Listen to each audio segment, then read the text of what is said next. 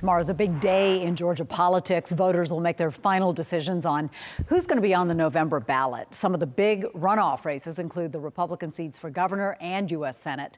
Now, in the race for Senate, President Donald Trump says he's endorsing Congressman Mike Collins.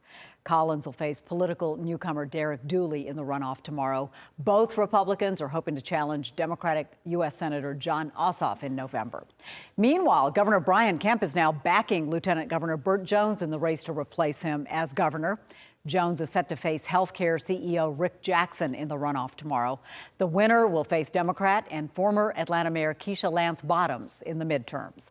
We're going to bring you Tuesday's results at 7 o'clock. That'll be during our special edition of On the Record Election Night Live. You can tune in online, streaming on ANF+.